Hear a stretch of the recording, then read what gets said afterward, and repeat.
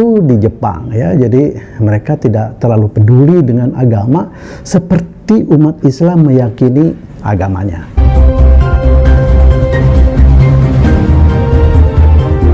Welcome to your channel, Cross Cultural Institute, berdiri tegak di tengah.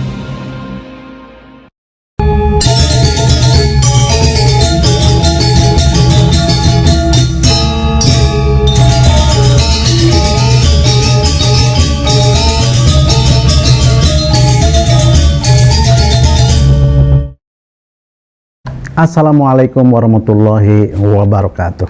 Bismillah, alhamdulillah. Kembali lagi di channel Berdiri Tegak di Tengah. Kali ini saya ingin berbagi, itu berdasarkan pengalaman saya sendiri. Ini soal berbagai keyakinan dari berbagai bangsa-bangsa dengan keyakinan agamanya masing-masing. Jadi satu hari karena saya tinggal di Jepang, saya berada satu ruangan di sebuah hotel yang disebut dengan Roekan, yaitu hotel ala Jepang yang satu ruangan bisa 30 orang. Nah, di situ ada orang China, ada orang Brazil, ada orang dari berbagai macam bangsa sekamar dengan saya. Nah, pada satu waktu saya ingin melaksanakan sholat Isya. Menjelang saya tidur, jadi saya mengkodo sholat maghrib di Isya. Nah, tentu saja karena di ruangan, tentu saja di kamar saya, karena bersama orang-orang yang lain, ada beberapa orang Cina ya yang asli dari China sana, yang sepaket program dengan saya belajar di Jepang. Tiba-tiba ada di ujung sajadah saya melihat saya pada waktu tasawuf terakhir, dia sudah berkeliling di situ menonton gerak-gerik saya. Hampir juga saya tidak bisa khusyuk karena ingin tertawa juga. Lagi sholat diliatin sama orang begitu dekat. Nah, usai sholat dia bertanya kepada saya, itu apaan Alisang? Korewa nan desu ka? Saya bilang, ya itu oinori, ya sholat. Ya sudah, mereka mengenal apa itu oinori ya, karena dalam bahasa Jepang itu artinya sembahyang. Tetapi setelah kemudian saya usai sholat, kemudian saya lanjutkan, kalau kamu suka melaksanakan sholat nggak? Enggak, katanya. Terus kamu punya Tuhan nggak? Malah dia nggak ngerti what is God ya. Kami sama wahanan deska. Sampai begitu. Tuhan itu apa? Jadi mereka memang tidak mengenal Tuhan ya. Mengapa? Ya, jadi sejarahnya ketika dunia ini sudah mulai mencair ya, es itu, jadi terpisahlah antara daratan timur dan daratan barat. Sedangkan di timur itu sudah mulai mengenal keyakinan bertuhan. Dan Cina ketinggalan ini karena nggak ada komunikasi di antara dua suku etnis ini ya. Jadi mereka menyembah leluhurnya. Jadi agama mereka adalah menyembah leluhurnya.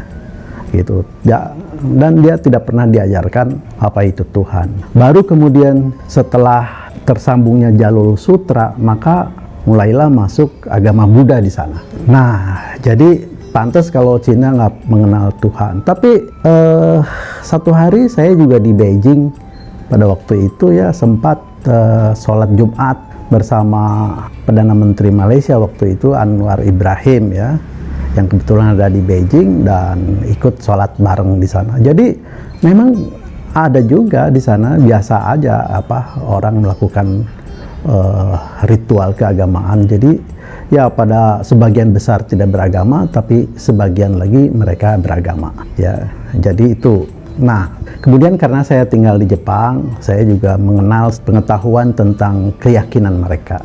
Di Jepang itu, orang Jepang itu kalau ditanya, kamu agamanya apa? Pasti dia mengatakan tidak beragama dan tidak juga bertuhan ya. Tapi mereka mengenal dengan kata kami sama, yang artinya Tuhan di sini. Yang ketika saya tanyakan, Tuhan kami sama itu Tuhan katanya. Tapi di Jepang kami sama itu ada 3.300 sekian. Jadi Tuhannya banyak ya, dengan berbagai nama kami sama.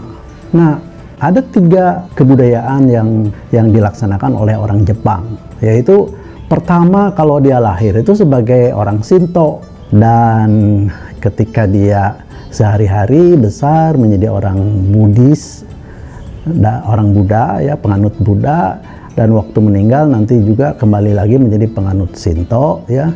Tetapi pada waktu kawin dia pergi ke gereja mengikuti gaya atau cara Eropa Barat, yaitu pergi ke gereja. Ya itulah orang Jepang ya. Ketika saya tanya kepada mereka bagaimana tentang agama, keyakinan mereka, mereka juga tidak terlalu banyak, hanya biasa melakukan hal-hal yang terjadi secara budaya saja ya. Paling juga kalau ke kuil cuman begitu aja. Ketika saya tanyakan apa itu, nggak ada syarat apa-apa ya, kecuali mungkin komunikasi dirinya dengan leluhurnya atau dengan yang disebut dengan kami sama itu di Jepang ya. Jadi mereka tidak terlalu peduli dengan agama seperti umat Islam meyakini agamanya. Nah, kemudian saya lari ke mana? Ke Malaka di Malaysia. Itu ada satu tempat di mana pada umumnya orang Cina yang ada di sana itu melaksanakan 3 ritual di tempat yang sama. Kristen, Buddha, dan Konghucu atau Konghucu, Buddha dan Kristen. Sama-sama satu tempat ya. Mereka setelah sini ke sini ke sini. Nah, begitulah orang China ya yang ada di perantauan ya melaksanakan kegiatan keagamaannya dengan 3 agama sekaligus. Tapi kemudian saya juga kesempatan ke Jerman Timur ya, di mana dulu pernah sebagai penganut ateisme. Saya melihat di sana gereja juga tua-tua, jadi artinya perilaku keagamaan sudah lama juga di Jerman Timur itu, walaupun pada belakangan akhirnya menganut ateisme. Ya, gereja-gerejanya tua, bagus, indah, dan lain sebagainya. Ketika saya tanyakan kepada teman saya yang ateis juga, ya, tapi saya bilang, suka melaksanakan itu, Natalan, tanggal 25 Desember itu. Iya, dia lakukan, dia kerjakan itu, dia itu senang itu, melakukan Natalan biasa saja, tapi itu sebagai budaya saja, gitu. Nah, kemudian waktu saya tanya itu artefak-artefak gereja yang ada di sana yang besar, yang indah-indah itu untuk apa? Ya dulu katanya karena di Jerman Barat itu orang-orang lebih sugih ya, lebih bahagia, lebih kaya. Dikira bahwa itu adalah hasil dari keyakinan beragama di sana.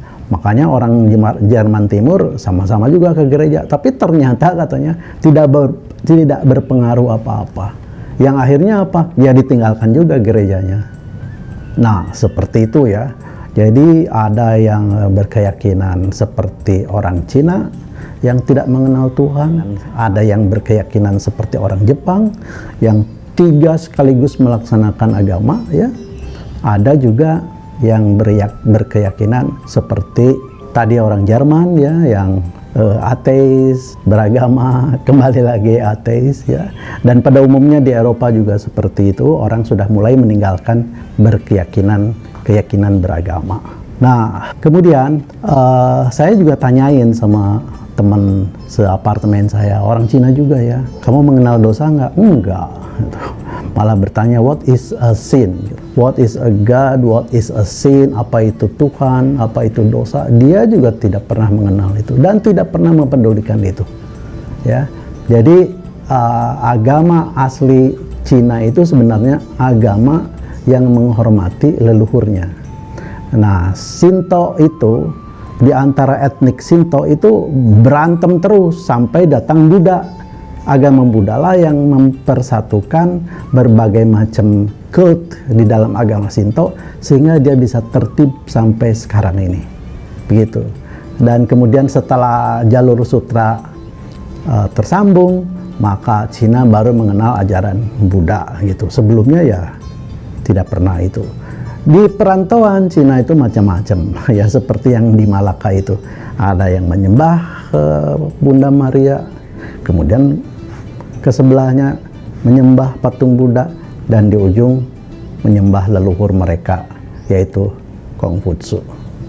Nah, di Jerman tadi sudah uraikan ya, karena menganggap orang Jerman Barat itu lebih kaya, lebih makmur, disangka itu produk dari agama mereka ya, berhasil disangka itu adalah produk dari doa agama mereka, sehingga rame-rame orang Jerman Timur itu kembali lagi ke gereja. Tapi kemudian mereka sadar bahwa gereja tidak menghasilkan apa-apa dan mereka tinggalkan lagi gereja itu. Nah, inilah yang ingin saya uraikan. Tapi menutup uraian ini saya ingin ambil satu konklusi ya. Saya mengutip dari Al-Quran. Ada dua kalimat di dalam Al-Quran itu. Yang pertama, ya ayuhan nasu ittaku robbakum. Itu perintah ya, hai manusia, bertakwalah kepada Tuhanmu. Sedangkan bagi orang Islam, ya ayyuhalladzina amanu ittaqullah. Hai orang-orang yang beriman, bertakwalah kepada Allah. Dan last but not least, ini yang paling penting, lakum dinukum waliyadin. Billahi taufiq wal hidayah. Wassalamualaikum warahmatullahi wabarakatuh.